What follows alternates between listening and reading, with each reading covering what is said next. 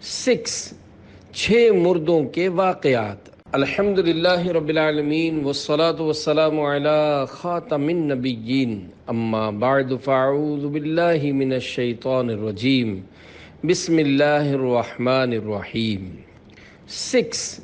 چھ مردوں کے واقعات، یہ مضمون غیبت کی تباہ کاریاں صفحہ 194 تا 210 سے لیا گیا ہے۔ دعائے عطار: یا اللہ کریم، جو کوئی 17 صفحات کا رسالہ 6 مردوں کے واقعات پڑھ یا سن لے، اسے رزق حلال کھانے اور بال بچوں کو بھی حلال کھلانے کی توفیق عطا فرما اور اس پر جہنم کی آگ حرام کر دے، آمین بجاہ النبی الامین صلی اللہ علیہ وآلہ وسلم۔ درود شریف کی فضیلت: اللہ کریم کے محبوب صلی اللہ علیہ وآلہ وسلم کا ارشاد مشک بار ہے، جس نے مجھ پر 100 مرتبہ درود پاک پڑھا، اللہ کریم اس کی دونوں آنکھوں کے درمیان لکھ دیتا ہے کہ یہ نفاق اور جہنم کی آگ سے آزاد ہے اور اسے بروز قیامت شہداء کے ساتھ رکھے گا۔ 6 مردوں کی سنسنی خیز حکایات۔ لوگوں کی عبرت کے لیے فوت شدہ مسلمانوں کی برائی بیان کرنے میں بھی شرعاً حرج نہیں ہے۔ محدثین کرام رحمۃ اللہ علیہم نے مسلمانوں کو گناہوں سے ڈرانے کے لیے کتابوں میں مرے ہوئے کافروں کے علاوہ بد مذہبوں اور مسلمانوں کے عذابوں کے بھی تذکرے فرمائے ہیں۔ چنانچہ اس ضمن میں 6 مردوں کی سنسنی خیز حکایات ملاحظہ فرمائیے۔ نمبر 1، آگ کا کرتا۔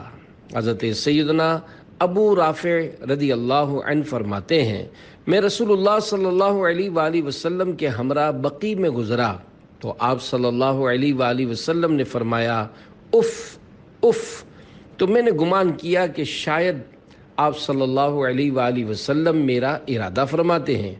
میں نے عرض کی، یا رسول اللہ صلی اللہ علیہ وآلہ وسلم، کیا مجھ سے کوئی غلطی ہوئی؟ فرمایا نہیں، بلکہ اس قبر والے شخص کو میں نے بنو فلاں کے پاس صدقہ وصول کرنے بھیجا تھا تو اس نے ایک چادر بطور خیانت بچا لی تھی، آخر ویسا ہی آگ کا کرتا اس کو پہنایا گیا۔ سرکار صلی اللہ علیہ وآلہ وسلم سے کچھ چھپا ہوا نہیں۔ اے عاشقان رسول، دیکھا آپ نے، درس عبرت دینے کے لیے اس حدیث پاک میں فوت شدہ شخص کے عذاب قبر کا ذکر کیا گیا ہے۔ اس روایت سے یہ بھی روز روشن کی طرح ظاہر ہوا کہ ہمارے مکی مدنی آقا صلی اللہ علیہ وآلہ وسلم اللہ پاک کی عطا سے علم غیب رکھتے ہیں، جبھی تو قبر میں ہونے والے عذاب کے ساتھ ساتھ سبب عذاب کی بھی ہاتھوں ہاتھ خبر ارشاد فرما دی۔ میرے آقا اعلیٰ حضرت امام اہل سنت مولانا شاہ امام احمد رضا خان رحمۃ اللہ علیہ کا کتنا پیارا عقیدہ تھا، چنانچہ آپ رحمۃ اللہ علیہ کی حدائق بخشش شریف کا شعر سنیے اور ایمان تازہ کیجیے۔ سر عرش پر ہے تیری گزر، دل فرش پر ہے تیری نظر، ملکوت و ملک میں کوئی شے نہیں وہ جو تجھ پہ عیاں نہیں۔ یعنی یا رسول اللہ صلی اللہ علیہ وآلہ وسلم، اللہ رب العزت کی عنایت سے عرش آپ کی گزرگاہ ہے اور فرش زیر نگاہ ہے، الغرض ملائکہ ہوں یا عالم ارواح، کائنات میں کوئی چیز بھی ایسی نہیں جو آپ صلی اللہ علیہ وآلہ وسلم سے پوشیدہ ہو۔ صلو علی الحبیب صلی اللہ علی محمد۔ نمبر 2، بے دین کی گردن میں سانپ۔ حافظ ابو خلال نے کتاب کرامات الاولیاء میں اپنی سند سے روایت کی کہ مجھ سے عبداللہ بن ہاشم نے فرمایا، میں ایک میت کو نہلانے گیا، جب میں نے اس کے جسم سے کپڑا کھولا تو اس کی گردن پر سانپ لپٹے ہوئے تھے۔ میں نے ان سانپوں سے کہا کہ آپ کو اس پر مسلط کیا گیا ہے اور ہمیں اس کو غسل دینا ہے، اگر آپ اجازت دیں تو ہم اس کو غسل دے دیں، پھر آپ اپنی جگہ واپس آ جائیے۔ تو وہ سانپ ہٹ کر ایک کونے میں ہو گئے۔ جب ہم غسل میت سے فارغ ہوئے تو وہ اپنی جگہ واپس آ گئے۔ یہ شخص بے دینی یعنی گمراہی میں مشہور تھا۔ نمبر 3، گردن میں سانپ لپٹا ہوا تھا۔ حضرت ابو اسحاق رحمۃ اللہ علیہ فرماتے ہیں، مجھے ایک میت کو غسل دینے کے لیے بلایا گیا۔ جب میں نے اس کے چہرے سے کپڑا ہٹایا تو اس کی گردن میں سانپ لپٹا ہوا تھا۔ لوگوں نے بتایا کہ یہ صحابہ کرام علیہ رضوان کو گالیاں دیتا تھا۔ معاذ اللہ، صحابہ کے حق میں خدا سے ڈرو۔ اے عاشقان صحابہ و اہل بیت، معاذ اللہ، صحابہ کرام علیہ رضوان کو گالیاں دینا گناہ، بہت سخت گناہ، قطعی حرام اور جہنم میں لے جانے والا کام ہے۔ عاشقان رسول کی دینی تحریک دعوت اسلامی کے مکتبۃ المدینہ کی کتاب سوانح کربلا 192 صفحہ 31 پر ہے۔ حضرت عبداللہ بن مغفل رضی اللہ عنہ سے مروی ہے کہ حضور صلی اللہ علیہ وآلہ وسلم نے فرمایا کہ میرے اصحاب کے حق میں خدا سے ڈرو، خدا کا خوف کرو، انہیں میرے بعد نشانہ نہ بناؤ۔ جس نے انہیں محبوب یعنی پیارا رکھا، میری محبت کی وجہ سے محبوب رکھا، اور جس نے ان سے بغض کیا وہ مجھ سے بغض رکھتا ہے، اس لیے اس نے ان سے بغض رکھا۔ جس نے انہیں ایذا دی اس نے مجھے ایذا دی، جس نے مجھے ایذا دی اس نے بے شک خدائے پاک کو ایذا دی، جس نے اللہ پاک کو ایذا دی قریب ہے کہ اللہ پاک اسے گرفتار کرے۔ صحابہ کرام علیہ رضوان کا نہایت ادب کیجیے۔ صدر الافاضل حضرت علامہ مولانا سید محمد نعیم الدین مراد آبادی رحمۃ اللہ علیہ فرماتے ہیں، مسلمان کو چاہیے کہ صحابہ کرام علیہ رضوان کا نہایت ادب رکھے اور دل میں ان کی عقیدت و محبت کو جگہ دے۔ ان کی محبت حضور صلی اللہ علیہ وآلہ وسلم کی محبت ہے، اور جو بد نصیب صحابہ علیہ رضوان کی شان میں بے ادبی کے ساتھ زبان کھولے، وہ دشمن خدا و رسول صلی اللہ علیہ وآلہ وسلم ہے۔ مسلمان ایسے شخص کے پاس نہ بیٹھے۔ میرے آقا اعلی حضرت رحمت اللہ علیہ فرماتے ہیں، اہل سنت کا ہے بیڑا پار اصحاب حضور، نجم ہیں اور ناؤ ہے عطرت رسول اللہ کی۔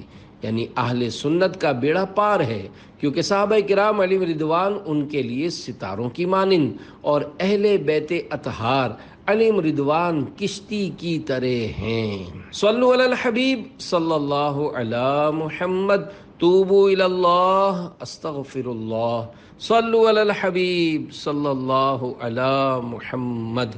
نمبر 4، قبر میں بھیانک کالا سانپ۔ حضرت عبداللہ ابن عباس رضی اللہ عنہما کی خدمت میں کچھ لوگ حاضر ہوئے اور عرض کی، ہم سفر حج پر نکلے ہوئے ہیں، مقام صفاح پر ہمارے قافلے کا آدمی فوت ہو گیا ہے۔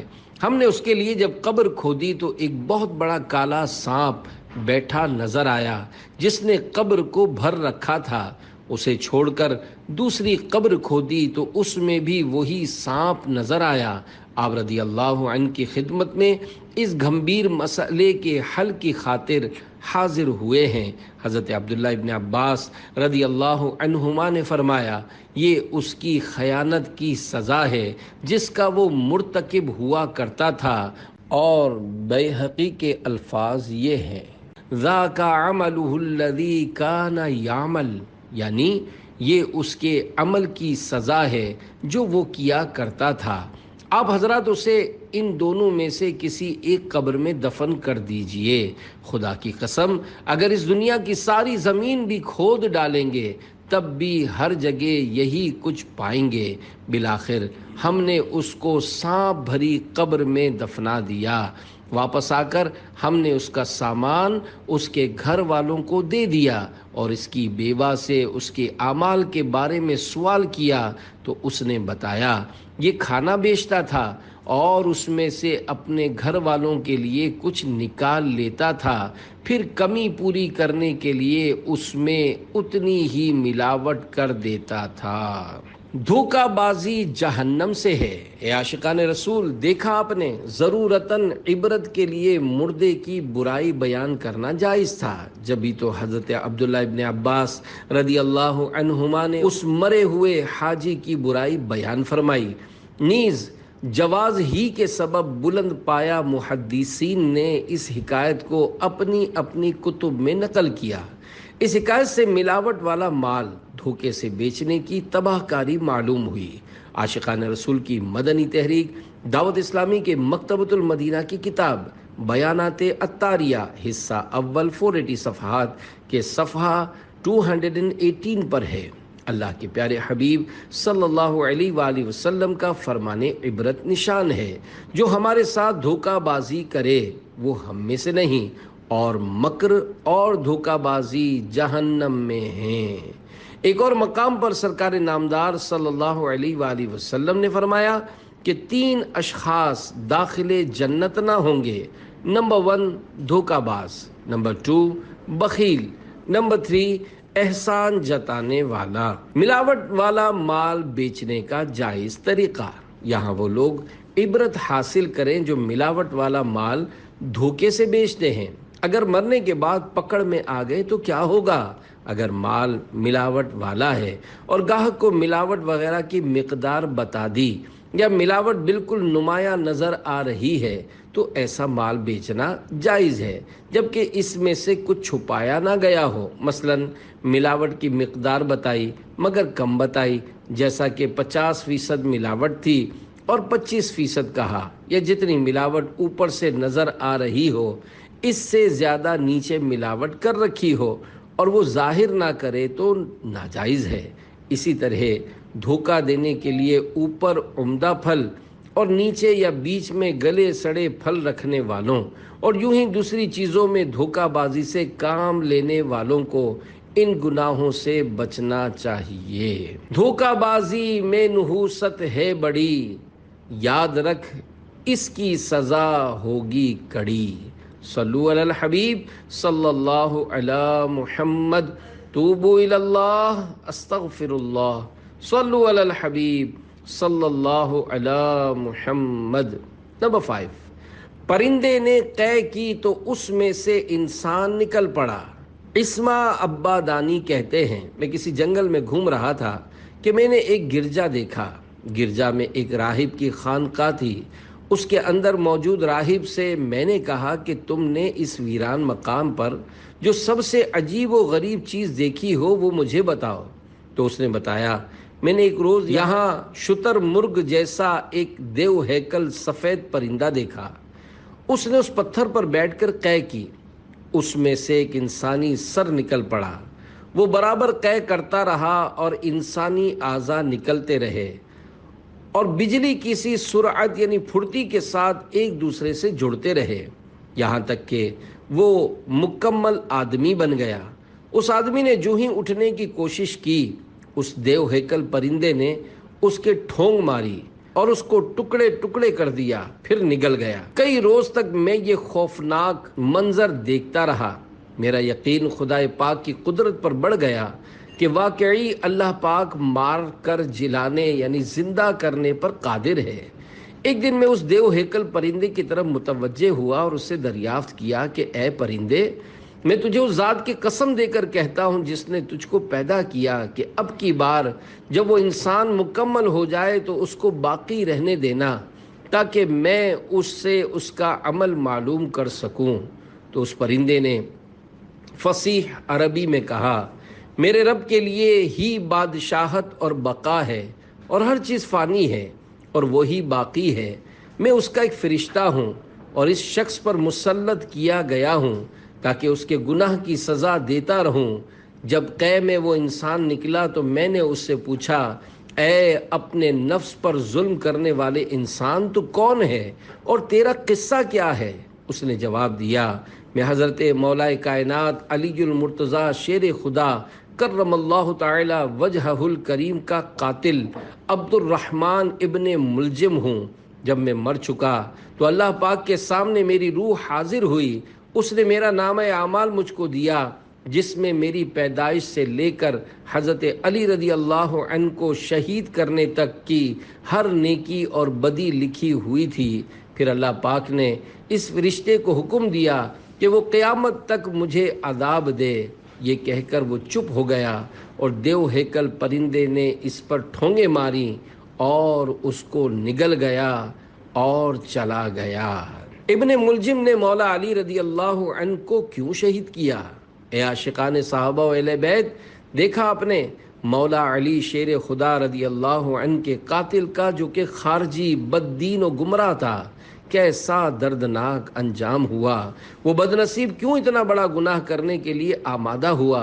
اس سلسلے میں حضرت علامہ جلال الدین سیوطی شافعی رحمۃ اللہ علیہ نے مستدرک کے حوالے سے لکھا ہے کہ ابن ملجم ایک قطام نامی خارجیہ عورت کے عشق مجازی میں گرفتار ہو گیا تھا۔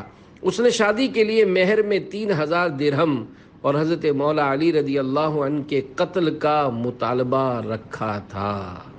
افسوس، عشق مجازی میں ابن ملجم اندھا ہو گیا اور اس نے حضرت مولا کائنات مولا علی شیر خدا رضی اللہ عنہ جیسی عظیم ہستی کو شہید کر دیا۔ اس نابکار کو وہ عورت تو خاک ملنی تھی، ہاتھوں ہاتھ یہ سزا ملی کہ لوگوں نے دیکھتے ہی دیکھتے اسے پکڑ لیا۔ بالآخر اس کے بدن کے ٹکڑے ٹکڑے کر کے ٹوکرے میں ڈال کر آگ لگا دی گئی اور وہ جل کر خاکستر ہو گیا، اور مرنے کے بعد تا قیامت جاری رہنے والے اس کے لرزہ خیز عذاب کا ابھی آپ نے تذکرہ سنا۔ وہ بدبخت نہ ادھر کا رہا نہ ادھر کا رہا۔ حضرت سیدنا ابو دردہ رضی اللہ عنہ نے بالکل سچ فرمایا ہے کہ شہوت کی گھڑی بھر کے لیے پیروی طویل غم کا باعث بنتی ہے۔ صحابی کا قول یہیں تک ہے۔ قابیل بھی تو شہوت ہی کی وجہ سے حضرت سیدنا حابیل رحمت اللہ علیہ کو شہید کر کے برباد ہوا، اور برباد بھی کیسا ہوا کہ صرف سن کر ہی جھرجھری آ جائے۔ تو اس کی بھی حکایت ملاحظہ فرمائیے اور شہوت کی آفت سے رب العزت کی پناہ مانگیے۔ نمبر 6، حوض پر الٹا لٹکا ہوا آدمی۔ عبداللہ کہتے ہیں، ہم چند افراد سمندری سفر پر روانہ ہوئے۔ اتفاقاً چند روز تک اندھیرا چھایا رہا۔ جب روشنی ہوئی تو ایک بستی آ گئی۔ عبداللہ کہتے ہیں کہ میں پینے کے لیے پانی کی تلاش میں روانہ ہوا تو بستی کے دروازے بند تھے۔ میں نے بہت آوازیں دیں، کوئی جواب نہ آیا۔ اسی اثنا میں 2 شاہ سوار یعنی 2 گھوڑے سوار نمودار ہوئے۔ انہوں نے کہا، اے عبداللہ، اس گلی میں داخل ہو جاؤ تو تمہیں پانی کا ایک حوض ملے گا، اس میں سے پانی لے لینا اور وہاں کے منظر کو دیکھ کر خوفزدہ نہ ہونا۔ میں نے ان سے ان بند دروازوں کے بارے میں دریافت کیا جن میں ہوائیں چل رہی تھیں۔ انہوں نے بتایا، یہ وہ گھر ہیں جن میں مردوں کی روحیں رہتی ہیں۔ پھر میں حوض پر پہنچا تو میں نے دیکھا کہ ایک شخص پانی پر الٹا لٹکا ہوا ہے۔ وہ اپنے ہاتھ سے پانی لینا چاہتا ہے لیکن ناکام ہو جاتا ہے۔ مجھے دیکھ کر پکارنے لگا، اے عبداللہ، مجھے پانی پلاؤ۔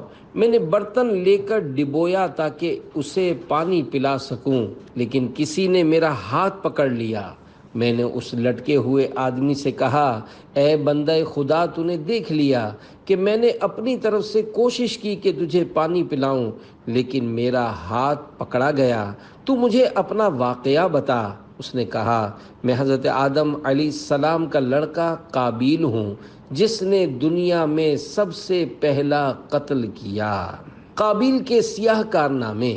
اے عاشقان رسول، قابیل شروع میں مسلمان تھا، بعد میں مرتد ہو گیا تھا۔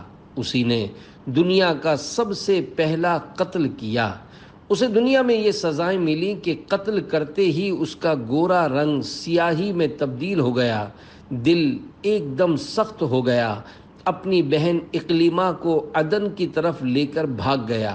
حرام اولاد ہوئی، جب بڈھا ہو گیا تو اس کی اولاد اس کو پتھر مارتی تھی، یہاں تک اپنی اولاد کے پتھر ہی سے ہلاک ہو گیا۔ ہلاکت کے بعد ملنے والی سزا کا لرزہ خیز واقعہ آپ سن چکے۔ مفسر شہیر حکیم الامت حضرت مفتی احمد یار خان رحمۃ اللہ علیہ قابیل کے سیاہ کارنامے بیان کرتے ہوئے ارشاد فرماتے ہیں، حضرت آدم علیہ السلام کا حکم نہ ماننا، ناجائز نکاح کا ارادہ کرنا، حابیل کے قتل کا ارادہ کرنا، حابیل کے قتل کے بعد مرتد ہو جانا، گانا بجانا، باجے تاشے ایجاد کرنا۔ مزید فرماتے ہیں، مرتد و بے دین کو نبی زادہ ہونا بالکل ہی بیکار ہے، پیغمبر زادگی صرف ایمان کے ساتھ مفید ہے۔ دیکھو، قابیل نبی زادہ تھا مگر ہلاک ہو گیا۔ تیری رحمتوں ہی سے ایمان ملا ہے، نہ ہو اب یہ مجھ سے جدا یا الہی۔ مسلمان ہے عطار تیری عطا سے، ہو ایمان پر خاتمہ یا الہی۔ درس میں شرکت میری اصلاح کا سبب بن گئی، ایمان کی حفاظت کا جذبہ پانے، غیبت کرنے سننے کی خصلت مٹانے، نمازوں اور سنتوں کی عادت بنانے کے لیے دعوت اسلامی کے مدنی ماحول سے ہر دم وابستہ رہیے۔ سنتوں کی تربیت کے مدنی قافلوں میں عاشقان رسول کے ساتھ سنتوں بھرا سفر کیجیے، اور کامیاب زندگی گزارنے اور آخرت سنوارنے کے لیے نیک اعمال کے مطابق عمل کر کے روزانہ جائزہ کے ذریعے رسالہ پر کیجیے، اور ہر مدنی ماہ کی پہلی تاریخ اپنے یہاں کے ذمہ دار کو جمع کروانے کا معمول بنا لیجیے۔ فیضان سنت کے درس، انفرادی کوشش، ماہ رمضان مبارک میں عاشقان رسول کے ساتھ اعتکاف کی بھی بڑی برکتیں ہیں۔ آئیے اس ضمن میں ایک مدنی بہار آپ کے گوش گزار کروں۔ بھمبر کشمیر کے ایک اسلامی بھائی فرسٹ ایئر میں پڑھتے تھے۔ کالج کا آزادانہ ماحول تھا، فلمیں ڈرامے دیکھنے اور گانے باجے سننے کا شوق جنون یعنی پاگل پن کی حد تک تھا، حتیٰ کہ اس گاڑی میں سفر نہیں کرتے تھے جس میں گانے یا فلم نہ ہوتی۔ ان کی کالونی میں دعوت اسلامی کے ایک اسلامی بھائی تشریف لائے، انہوں نے فیضان سنت سے درس دیا اور ایک دعا یاد کروائی، اس سے وہ بہت زیادہ متاثر ہوئے۔ اس کے بعد سے درس سے فیضان سنت سننا شروع کر دیا۔ ان کے دینی ماحول سے باقاعدہ وابستگی کی ایک بہت بڑی وجہ ان کے علاقے کے ایک مبلغ کا حسن اخلاق، اعلیٰ کردار، جذبہ حسن عمل اور محبت بھرے انداز میں انفرادی کوشش کرنا ہے۔ الحمدللہ انہوں نے ماہ رمضان مبارک میں عاشقان رسول کے ساتھ 10 دن کے اعتکاف کی بھی سعادت حاصل کی۔ اس کا ان پر بڑا گہرا اثر ہوا اور وہ گناہوں سے تائب ہو گئے۔ کشمیر میں دعوت اسلامی کی ایک مجلس کے نگران بنے اور کشمیر کے ایک ڈویژن کی نگرانی سے بھی مشرف ہوئے۔ پیارے پیارے اسلامی بھائیوں، دیکھا آپ نے، درس فیضان سنت کی برکت سے دینی ماحول کی طرف رغبت ملی۔ اسلامی بھائی کی انفرادی کوشش و شفقت نے مزید تقویت بخشی، اور 100 کروڑ مرحبا مدنی ماحول کے اندر ہونے والے سنت بھرے اعتکاف رمضان نے گناہوں کی گہری کھائی میں گرے ہوئے انسان کو سہارا دے کر نکالا، اور اتنی زبردست عظمت بخشی کہ دعوت اسلامی کے بہت سارے ذمہ داروں کا بھی ذمہ دار بنا دیا۔ کاش تمام اسلامی بھائی اور اسلامی بہنیں بشمول سب کے سب چھوٹے بڑے ذمہ داران روزانہ 2 درس فیضان سنت دینے یا سننے کی ترکیب فرما لیا کریں۔ قبر کی روشنی، عاشقان رسول کی مدنی تحریک دعوت اسلامی کے مکتبۃ المدینہ کی کتاب فیضان سنت 1548 صفحات، صفحہ 195 تا 196 پر ہے۔ درس و بیان کے ثواب کا بھی کیا کہنا۔ حضرت علامہ جلال الدین سیوطی شافعی رحمۃ اللہ علیہ شرح الصدور میں نقل کرتے ہیں، اللہ کریم نے حضرت موسیٰ کلیم اللہ علیہ السلام کی طرف وحی فرمائی، بھلائی کی باتیں خود بھی سیکھو اور دوسروں کو بھی سکھاؤ۔ میں بھلائی سیکھنے اور سکھانے والوں کی قبروں کو روشن فرماؤں گا تاکہ ان کو کسی قسم کی وحشت نہ ہو۔ قبریں جگمگا رہی ہوں گی۔ اس روایت سے نیکی کی بات سیکھنے سکھانے کا اجر و ثواب معلوم ہوا۔ انشاءاللہ سیکھنے سکھانے کی نیت سے سنت و بھرا بیان کرنے یا درس دینے اور سننے والوں کے تو وارے ہی نیارے ہو جائیں گے۔ انشاءاللہ ان کی قبریں اندر سے جگمگ جگمگ کر رہی ہوں گی اور انہیں کسی قسم کا خوف محسوس نہیں ہوگا۔ اچھی نیتوں کے ساتھ انفرادی کوشش کرتے ہوئے نیکی کی دعوت دینے والوں، مدنی قافلے میں سفر اور جائزہ کر کے نیک اعمال کا رسالہ روزانہ پر کرنے کی ترغیب دلانے والوں اور سنت و بھرے اجتماع کی دعوت پیش کرنے والوں، نیز بنیت ثواب مبلغین کی نیکی کی دعوت کو سننے والوں کی قبور بھی انشاءاللہ حضور مفیض النور صلی اللہ علیہ وآلہ وسلم کے نور کے صدقے نور علی نور ہوں گی۔ قبر میں لہرائیں گے تا حشر چشمے نور کے، جلوہ فرما ہوگی جب طلعت رسول اللہ کی۔ صلو علی الحبیب صلی اللہ علی محمد، توبوا الی اللہ استغفر اللہ، صلو علی الحبیب صلی اللہ علی محمد۔ دعوت میں غیبت کی حکایت۔ حضرت سیدنا ابراہیم بن ادھم رحمۃ اللہ علیہ کہیں کھانے کی دعوت پر تشریف لے گئے۔ لوگوں نے آپس میں کہا کہ فلاں شخص ابھی تک نہیں آیا۔ ایک شخص بولا وہ موٹا تو بڑا سست ہے۔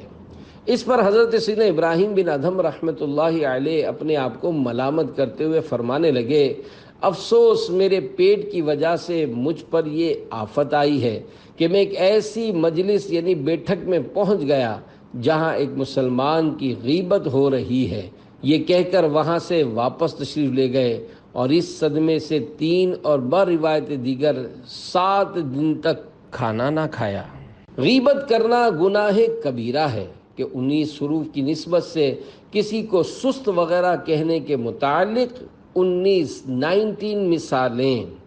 اے عاشقان اولیاء، دیکھا آپ نے اللہ پاک کے نیک بندے مسلمانوں کی آبرو ریزی بالکل برداشت نہیں کرتے اور ایسی بیٹھکوں اور دعوتوں کو بھی ترک کر دیتے ہیں جہاں مسلمانوں کی غیبتوں کا سلسلہ ہو۔ کیا کبھی ہم بھی کسی غیبتوں بھری دعوت یا بیٹھک سے واک آؤٹ یعنی اٹھ کھڑے ہوئے؟ ہاں، وہاں سے اٹھ کر چل دینے سے پہلے اپنی بات کا وزن دیکھنا ہوگا۔ یعنی اگر یہ ظن غالب ہو کہ سمجھانے سے غیبت کرنے والے توبہ کر لیں گے تب تو انہیں غیبت سے باز رکھنا آپ پر واجب ہو جائے گا، اور اگر ایسی صورت نہیں تو جس طرح ممکن ہو غیبت سننے سے بچیے، اور اگر فتنہ و فساد کا خوف نہ ہو تو وہاں سے اٹھ کر چل دیجیے۔ چونکہ غیبت کی جائز صورتیں بھی موجود ہیں، لہذا سمجھانے اور اٹھ کر جانے والے کے پاس اتنا علم ہونا ضروری ہے جس سے وہ یہ طے کر سکے کہ واقعی گناہوں بھری غیبت ہو رہی ہے۔ اس حکایت سے معلوم ہوا کہ پیٹھ پیچھے کسی کو موٹا اور سست کہنا بھی غیبت میں داخل ہے۔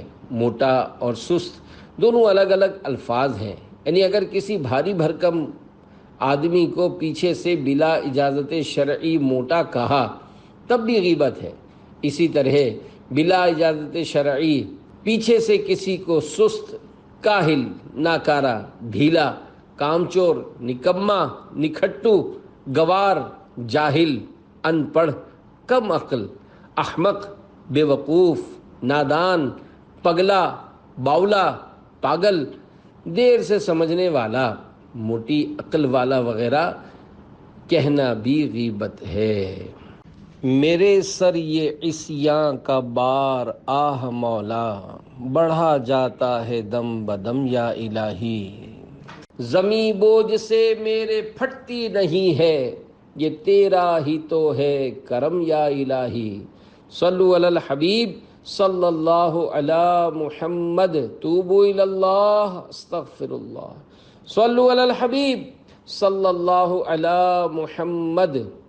دونوں جہاں کی ذلت میرے آقا اعلیٰ حضرت مولانا شاہ امام احمد رضا خان رحمۃ اللہ علیہ فتاوی رضویہ شریف جلد 24 صفحہ 347 پر فرماتے ہیں، جو مظلوم کی داد رسی پر قادر ہو اور نہ کرے تو اس کے لیے ذلت کا عذاب ہے۔ حدیث میں ہے کہ رسول اللہ صلی اللہ علیہ وآلہ وسلم فرماتے ہیں، جس شخص کے سامنے اس کے مسلمان بھائی کی غیبت کی جائے اور یہ اس کی مدد پر قادر ہو اور نہ کرے، اللہ پاک اسے دنیا و آخرت میں پکڑے گا۔ مزید اسی جلد کے صفحہ 426 تا 427 پر لکھتے ہیں، نبی کریم صلی اللہ علیہ وآلہ وسلم نے فرمایا، جس شخص کے سامنے کسی مسلمان کی بے عزتی کی جائے اور وہ طاقت کے باوجود اس کی امداد نہ کرے تو قیامت کے دن اللہ پاک اسے لوگوں کے سامنے ذلیل و رسوا کرے گا۔ اعلیٰ حضرت رحمۃ اللہ علیہ یہ حدیث پاک لکھنے کے بعد تحریر فرماتے ہیں، اندازہ کیا جا سکتا ہے کہ مسلمان کی غیبت وغیرہ کے ذریعے بے عزتی کو دیکھ کر خاموش رہنا ایسے یعنی قیامت کی رسوائی کے عذاب کا باعث ہے، تو خود اسے یعنی کسی مسلمان کو غیبت وغیرہ کے ذریعے ذلیل کرنے کے درپے ہونا اور جس منصب اور مرتبے کی وجہ سے اسے مسلمانوں کے نزدیک عزت حاصل ہو، اس میں غیبتوں، الزام تراشیوں اور بدگمانیوں وغیرہ کے ذریعے رخنہ اندازی یعنی خلل ڈالنے کی کوشش کرنا کس قدر عذاب اور اللہ پاک کے غضب کا سبب ہوگا۔ اللہ کی دی ہوئی عزت کون چھین سکتا ہے؟ اے عاشقان اعلیٰ حضرت، بیان کردہ روایات اور اعلیٰ حضرت رحمۃ اللہ علیہ کے فرمودات یعنی ارشادات سے وہ حضرات عبرت حاصل کریں جو بلا اجازت شرعی کسی سنی عالم، پیشوا، سربراہ، کسی تنظیمی ذمہ دار یا کسی بھی عام مسلمان کے پیچھے پڑ جاتے ہیں، اس کو ہدف تنقید بناتے ہوئے اس کی عزت اچھالنے لگتے ہیں۔ یوں غیبتوں، چغلیوں، تہمتوں، بدگمانیوں، عیب دریوں، دل آزاریوں اور نہ جانے کن کن گناہوں کے مرتکب ہوتے ہیں۔ جس کو اللہ پاک نے معزز کیا ہو اس کی عزت کون چھین سکتا ہے؟ سنو سنو، جو بدنصیب بلا وجہ شرعی کسی مسلمان کی مخالفت کرتے، ان کو بدنام کرتے پھرتے ہیں، ایسوں کے بارے میں قرآن کریم کیا فرماتا ہے؟ چنانچہ پارہ 18 سورۃ النور آیت نمبر 19 میں اللہ پاک کا فرمان عبرت نشان ہے، ان الذين يحبون ان تشيع الفاحشة في الذين آمنوا لهم عذاب أليم في الدنيا والآخرة۔ ترجمہ کنز ایمان، وہ لوگ جو چاہتے ہیں کہ مسلمانوں میں برا چرچا پھیلے، ان کے لیے دردناک عذاب ہے دنیا اور آخرت میں۔ مجھے غیبتوں سے تو محفوظ فرما، پے سرورے دو جہاں یا الہی، جو شاہ مدینہ کی نعتیں سنائے، عطا کر دے ایسی زباں یا الہی۔ صلو علی الحبیب صلی اللہ علی محمد، توبو الی اللہ استغفر اللہ، صلو علی الحبیب صلی اللہ علی محمد۔ آقا صلی اللہ علیہ وآلہ وسلم نے خواب میں فرمایا، غیبت کرنے سننے کی عادت نکالنے، نمازوں اور سنتوں پر عمل کی عادت ڈالنے کے لیے دعوت اسلامی کے دینی ماحول سے ہر دم وابستہ رہی ہے۔ سنتوں کی تربیت کے لیے مدنی قافلوں میں عاشقان رسول کے ساتھ سنتوں بھرا سفر کیجیے اور کامیاب زندگی گزارنے اور آخرت سنوارنے کے نیک اعمال کے مطابق عمل کر کے روزانہ جائزے کے ذریعے رسالہ پر کیجیے اور ہر ماہ کی پہلی تاریخ کو اپنے ذمہ دار کو جمع کروانے کا معمول بنا لیجیے۔ آئیے مسجد بھرو اجتماع کی ایک انوکھی مدنی بہار سنتے ہیں۔ چنانچہ الحمدللہ 10 ستمبر 2004 بروز جمعۃ المبارک تحصیل ٹھری میروا سے متصل گوٹ حاجی الیاس خاص خیلی پاکستان کی جیلانی مسجد میں بعد نماز عشاء مسجد بھرو اجتماع ہوا۔ مبلغ دعوت اسلامی نے سنت و بھرا بیان فرمایا اور عاشقان رسول کی دینی تحریک دعوت اسلامی کے بین الاقوامی اجتماع ستمبر 2004 میں شرکت اور ہاتھوں ہاتھ مدنی قافلے میں سفر کی بھرپور ترغیب دلائی۔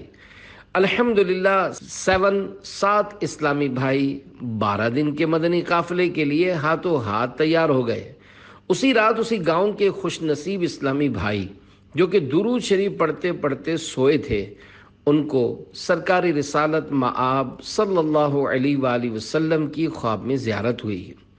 مدینے والے مصطفیٰ صلی اللہ علیہ وآلہ وسلم نے سلام ارشاد فرمانے کے بعد خود ہی اپنا تعارف بھی کروایا کہ میں محمد صلی اللہ علیہ وآلہ وسلم ہوں، اور جو کچھ ارشاد فرمایا اس میں یہ بھی تھا، تمہارے گاؤں پر خصوصی کرم ہو گیا ہے۔ مزید ارشاد فرمایا، جو چہرے پر داڑھی سجائے اس کی مجھ سے محبت ہے، اور جو داڑھی مڈائے اس کی مجھ سے محبت نہیں، اور تو روز تہجد کی نیت کرتا ہے مگر سستی کر جاتا ہے، اٹھ اور تہجد ادا کر۔ جب بھرے مجمع میں اس اسلامی بھائی نے قسم کھا کر اپنا خواب سنایا تو سن کر کئی اسلامی بھائیوں نے چہرے پر داڑھی سجانے اور مدنی قافلے میں سفر پر جانے کی نیتیں کیں۔ گوٹھ میں، گاؤں میں، دھوپ میں، چھاؤں میں، سب سے کہتے رہیں قافلے میں چلو۔ جنگلوں کوہ میں، کوہ کی کھو میں، دین کے ڈنکے بجیں قافلے میں چلو۔ صلو علی الحبیب صلی اللہ علی محمد۔ مسجد بھرو اجتماع مرحبا، اے عاشقان رسول سبحان اللہ۔ مسجد بھرو اجتماع کی برکتوں کی بھی کیا بات ہے۔ بعض اوقات سیاسی طور پر جیل بھرو تحریک چلائی جاتی ہے۔ دعوت اسلامی چونکہ سنتوں بھری عاشقان رسول کی دینی تحریک ہے، یہ مسجد بھرو کے عزائم رکھتی ہے، یہ مسجد بھرو کے عزائم رکھتی ہے اور چاہتی ہے کہ بس کسی طرح بھی امت کا بچہ بچہ نمازی بن جائے۔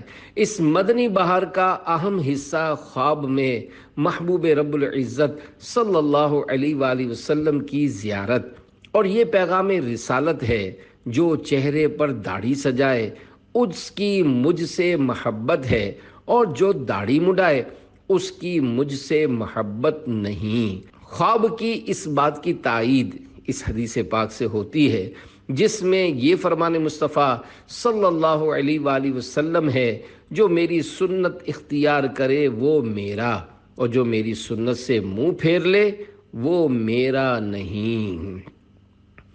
داڑھی کے متعلق ایک عبرت ناک خواب میں سگے مدینہ عفیہ عن دعوت اسلامی کے مدنی قافلے کے ہمراہ مختلف شہروں کا سفر کرتا ہوا ہند کے صوبہ گجرات کے ایک ساحلی شہر ویراول حاضر ہوا۔ وہاں ایک کلین شیو نوجوان سے ملاقات ہوئی جس نے مجھ سے کچھ اس طرح خواب بیان کیا۔ میں نے دیکھا سرکار مدینہ صلی اللہ علیہ وآلہ وسلم کسی کے زانوں پر سر انور رکھ کر لیٹے ہوئے ہیں۔ قریب ہی دعوت اسلامی کا ایک مبلغ حاضر ہے۔ سرکار مدینہ صلی اللہ علیہ وآلہ وسلم اس مبلغ دعوت اسلامی سے فرمانے لگے، الفاظ یاد نہیں، مضمون کچھ اس طرح تھا، میرے امتی داڑھی منڈواتے ہیں، اس سے میرے سینے میں درد ہوتا ہے۔ یہ سن کر اس مبلغ نے مجھ کلین شیو کے چہرے پر اپنے دونوں ہاتھ پھیر دیے اور میری آنکھ کھل گئی۔ غالباً وہ خواب تازہ ترین تھا۔ اس نوجوان نے میرے سامنے داڑھی بڑھانے کے عزم کا اظہار کیا۔ آقا صلی اللہ علیہ وآلہ وسلم کی محبت کی نشانی سجا لیجئے۔ پیارے پیارے اسلامی بھائیوں، جس نے ابھی تک داڑھی نہیں رکھی اس کو چاہیے کہ اپنے پیارے پیارے مدنی محبوب صلی اللہ علیہ وآلہ وسلم کی محبت کی نشانی داڑھی شریف اپنے چہرے پر سجا لے۔ اب تک مڈائی یا ٹھوڑی کے نیچے ایک مٹھی سے گھٹائی، اس سے توبہ بھی کر لے۔ شیطان لاکھ روکے، داڑھی کے متعلق دعوت اسلامی کے اشاعتی ادارے مکتبۃ المدینہ کا دل ہلا دینے والا رسالہ کالے بچھو صفحات 25 کا مطالعہ کیجیے۔ نیز مکتبۃ المدینہ کی جاری کردہ کالے بچھو صفحات 25 نامی آڈیو کیسٹ سنیے یا VCD دیکھیے۔ سرکار کا عاشق بھی کیا داڑھی منڈاتا ہے؟ کیوں عشق کا چہرے سے اظہار نہیں ہوتا۔ صلو علی الحبیب صلی اللہ علی محمد، توبو الی اللہ، استغفر اللہ۔ صلو علی الحبیب صلی اللہ علی محمد۔ مکر اور دھوکہ بازی۔ مسلمانوں کے پہلے خلیفہ حضرت ابو بکر صدیق رضی اللہ عنہ سے روایت ہے کہ رسول اللہ صلی اللہ علیہ وآلہ وسلم نے فرمایا، جو کسی مومن کو ضرر یعنی نقصان پہنچائے یا اس کے ساتھ مکر اور دھوکہ بازی کرے وہ ملعون ہے۔